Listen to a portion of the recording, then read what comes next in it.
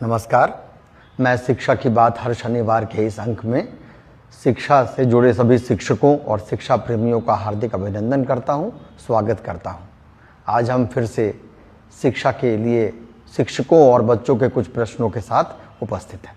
हमारे साथ शिक्षा विभाग के अपर मुख्य सचिव डॉक्टर एस सिद्धार्थ आपके प्रश्नों के उत्तर के साथ उपस्थित हैं। मैं आपका अभिनंदन करता हूं, स्वागत करता हूं सर। हम लोगों ने कुछ प्रश्न हमें प्राप्त हुए हैं, कुछ बच्चों के भी हैं और कुछ शिक्षकों के भी हैं। पहला है ज्योति कुमारी MS डुम्मा शिवहर से हैं। ये कहती हैं सर कि मैंने गौर किया है कि एक दिन 11 बजे रात को आप सक्षमता परीक्षा ट्रांसफ़र का फाइल साइन किए और अगले ही दिन सुबह 8 बजे आपको फ्लाइट उड़ाते देखा गया।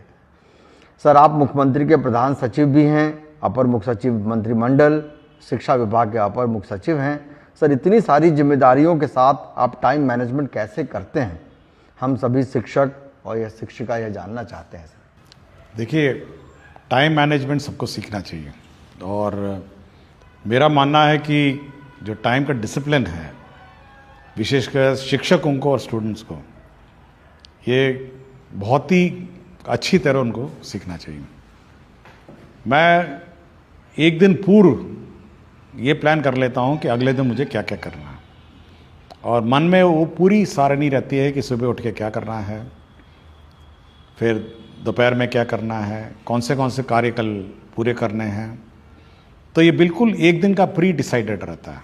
ये कोई मतलब वेग नहीं छोड़ देता हूँ कि अच्छा ठीक है, समय मिलेगा तो करेंगे, नहीं मिलेगा तो नहीं करेंगे। ये सब फिक्स्ड रहता है और मैं इसका बहुत ही मतलब सशक्त पालन करता हूँ, 100%।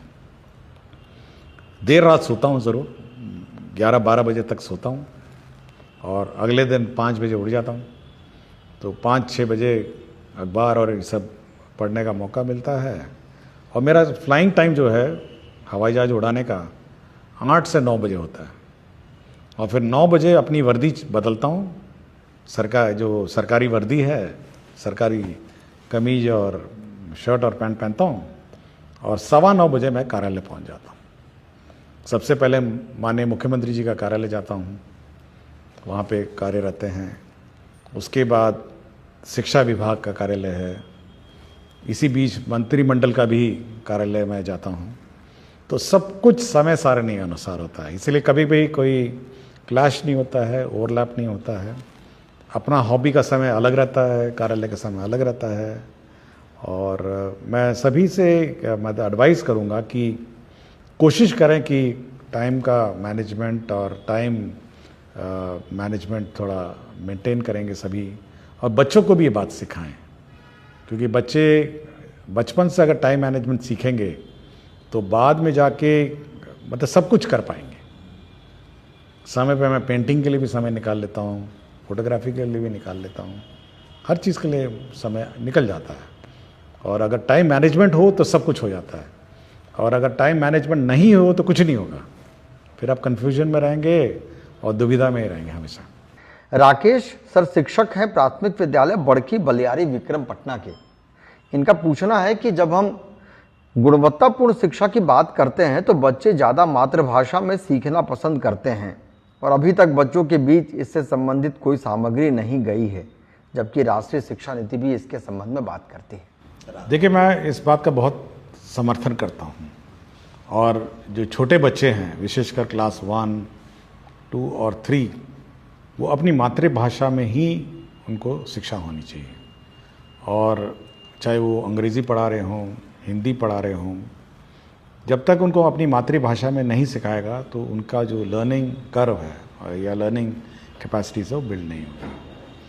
ये ज़रूर मतलब है, समस्या है कि हमने इंग्लिश की किताबों में भोजपुरी, मगही, मैथिली, ये सब शब्दों का वहाँ पे अंकित नहीं किया है और हिंदी भाषा की किताबों में भी ये बात लिखी नहीं है।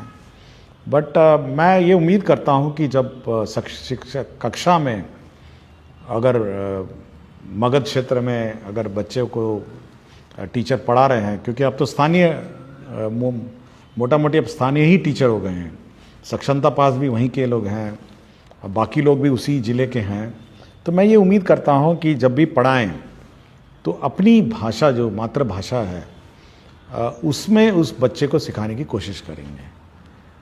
किताबों में ज़रूर ये कमी है, ये मैं एडमिट करता हूँ, और ये बहुत बड़ा चैलेंज है, और इसको बनाने में मतलब मल्टीलिंगुअल किताब बनाने में समस्या लगेगी। बट टीचर कोशिश करें कि भोजपुरी है, बच्चा है तो भोजपुरी में उसको सिखाएं, ए फॉर एप्पल है तो एप्पल को भोजपुरी में सिखाएं, B for ball, C for cat है, जो भी है अपनी भाषा में सिखाएं।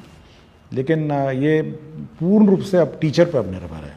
सर एक सवाल है, प्रभा कुमारी बेगूसराय बिहार, ये +2 केमिस्ट्री टीचर हैं UHS कतारमाला डंडारी बेगूसराय की। ये पूछते हैं कि गुणवत्तापूर्ण शिक्षा सुनिश्चित करने हेतु चेतना सत्र में कौन कौन सी गतिविधियां की जानी चाहिए सर? देखिए, चेतना सत्र में वो सब करना है जो आपके किताबों में नहीं है। ये मैं बिल्कुल स्पष्ट किया हूँ बहुत बार कि आपकी जो किताबें में नहीं, जो आपके करिकुलम में है, वो चेतना सत्र का पार्ट नहीं है। मतलब मैथ्स है, इंग्लिश है, हिस्ट्री है, ज्योग्राफी है, वो नहीं। चेतना सत्र में मैं पिछले एपिसोड में भी मैंने कहा कि आप उसको वैल्यूज़ सिखाएंगे, मतलब एक मानवीय जो गुण है वो सिखाने का सत्र है।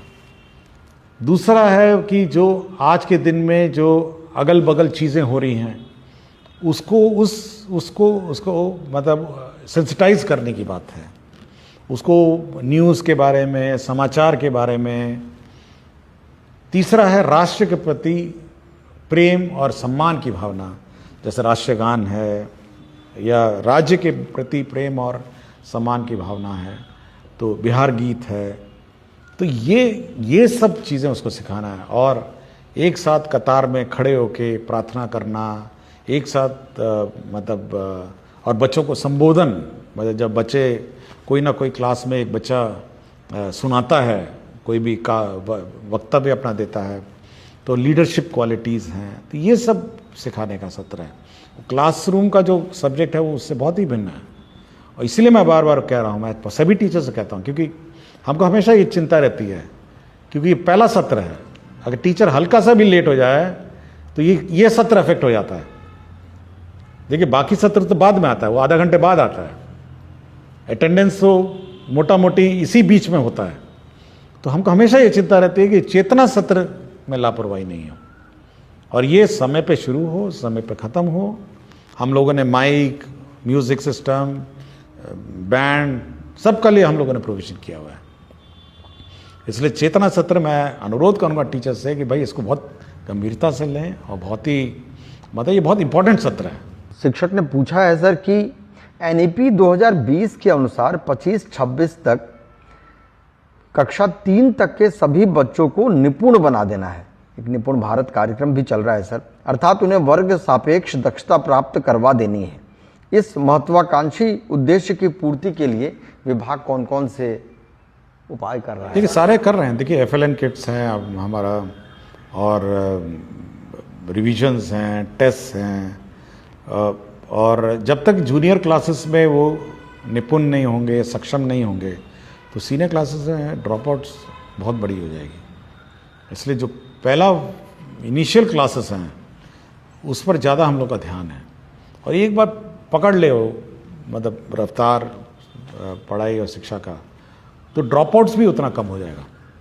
तो मेन फोकस हम लोग का वही है, वहाँ क्लास 1 to 8।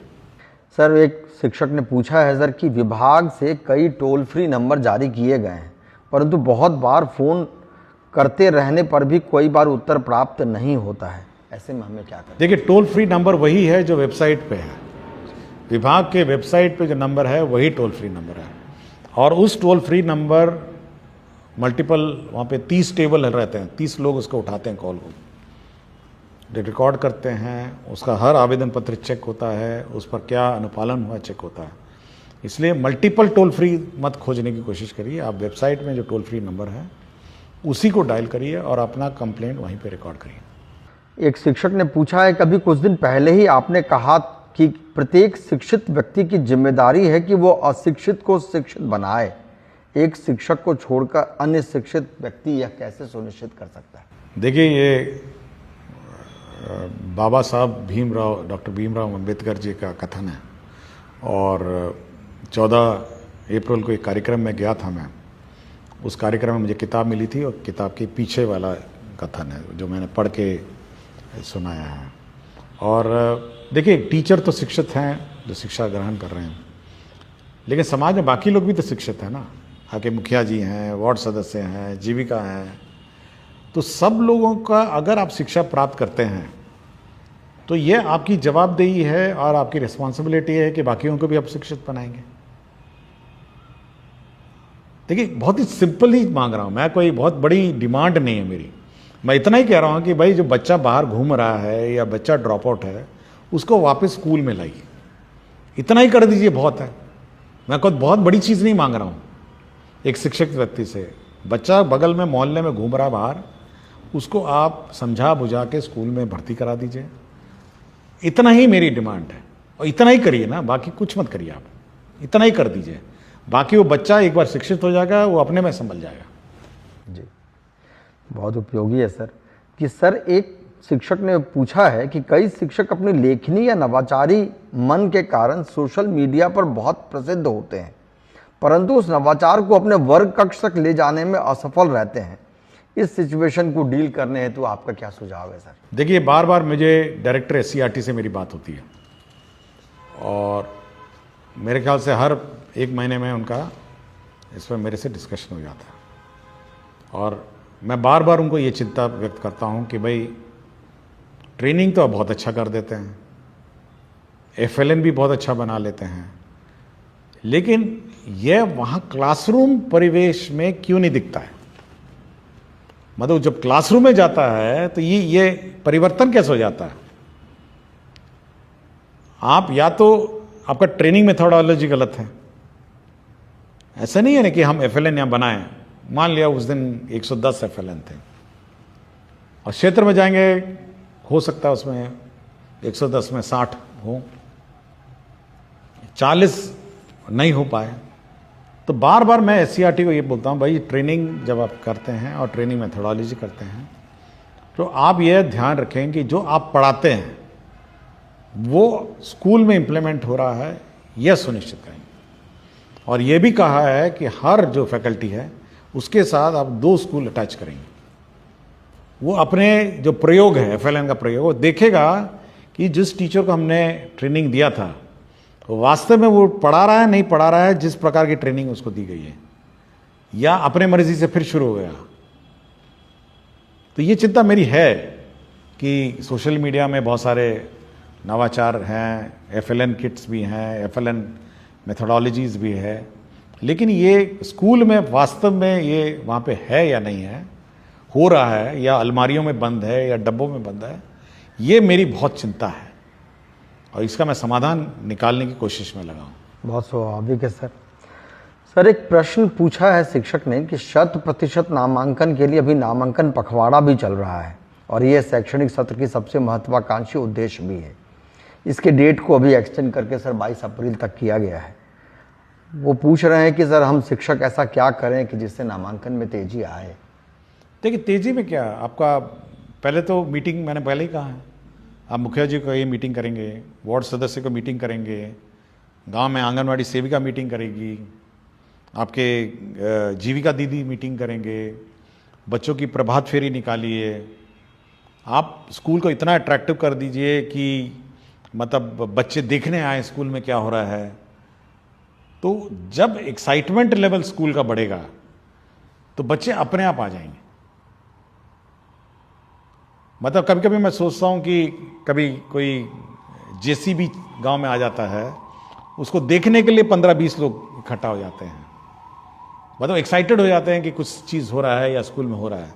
तो जैसे स्कूल में वो एक्साइटमेंट है, अटैचमेंट है, या स्कूल में कोई इवेंट हो रहा हो, माइक, देखिए एक चीज़ मैंने सबको कहा है कि शुरू में 6:30 बजे स्कूल है, आप एक ही काम करिए, कुछ नहीं करना है, आप जोर जोर स्कूल का गाना चलाइए, जोर जोर परेड करिए, जोर जोर अपना स्कूल में वक्तव्य दीजिए, ताकि पूरे गांव में आवाज जाए कि स्कूल शुरू हो गया।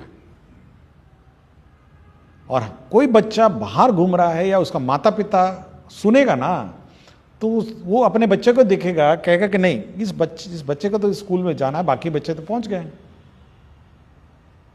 तो ये माइक है, बड़ा एम्पलीफायर ले लीजिए ना, बड़े बड़े एम्पलीफायर ले लीजिए, लेकिन ऐसा आवाज करिए पूरे गांव मोहल्लों में कि अगल बगल सारे माता पिता को पता चल जाए कि 6:30 बजे स्कूल शुरू हो गया है, अब स्कूल की गतिविधि शुरू हो गई है, प्रार्थना शुरू हो गया है, आपका राष्ट्रीय गीत हो रहा है या आपका कोई वक्तव्य सुनाया जा रहा है।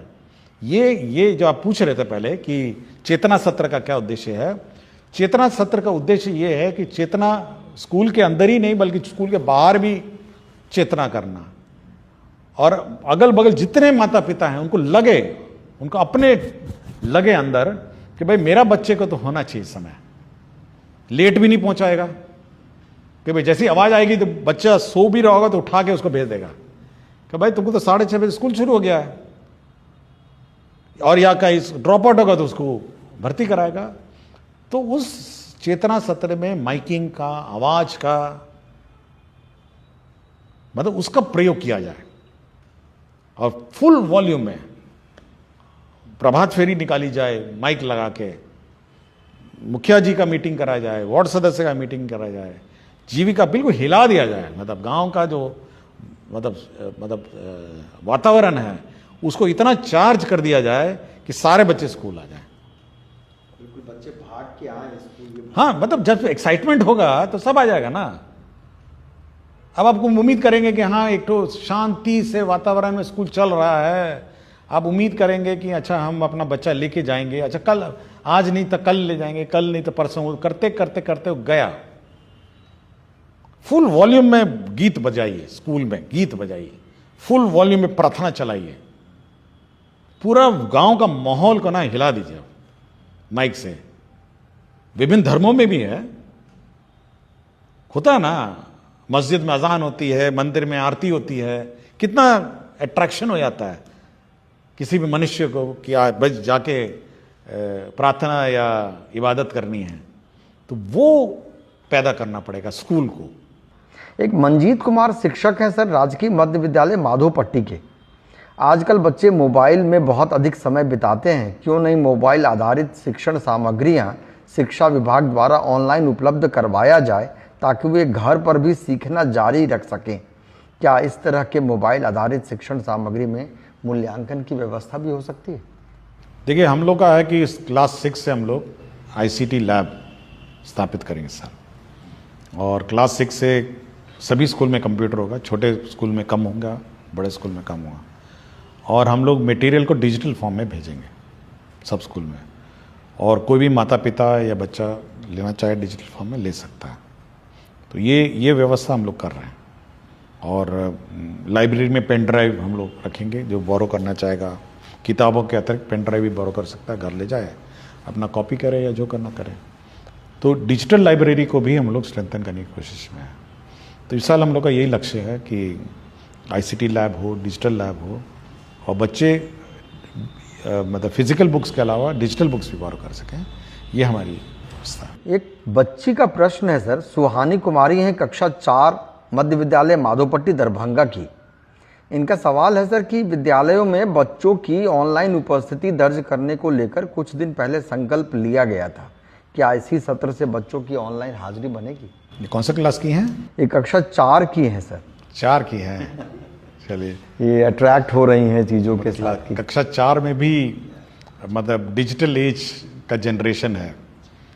देखिए, हम लोग ये अवश्य है कि हम लोग ऑनलाइन अटेंडेंस लेंगे, और सबसे प्रथम 1 मई से आपको याद होगा कि हम लोगों ने 30 टैबलेट 30 स्कूल में बांटे हुए हैं और उसकी मॉनिटरिंग कर रहे हैं।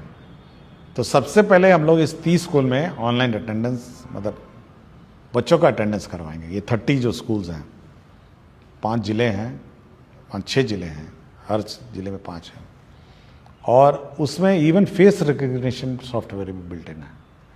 तो बच्चा अपना रजिस्टर करेगा, टीचर भी रजिस्टर करेंगे, और अटेंडेंस, ग्रुप अटेंडेंस होगी बच्चों की और टीचर की भी, और ऑटोमेटिकली वो सॉफ्टवेयर जो है वो इनके लाइब्रेरी फ़ोटो से उस फोटो को मिलान करेगा और टीचर का अटेंडेंस शीट बना देगा और बच्चों का अटेंडेंस शीट बना देगा कि कौन बच्चे उपस्थित हैं, कौन बच्चे उपस्थित नहीं हैं।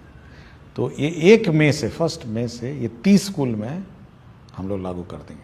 ये ट्रायल पे चलेगा कुछ दिन, टेक्नोलॉजी नहीं है, लेकिन उसके बाद आपको हर टीचर का attendance automatically optical recognition software से निकल जाएगा और हर बच्चा ग्रुप में भी बैठ के मिड डे मील खा रहा है, उसका फोटो ले लेंगे तो वो ऑटोमेटिकली बता देगा कि कितने बच्चे, कौन बच्चा खा रहा था और कौन बच्चा उस पूरे कतार में मिसिंग है।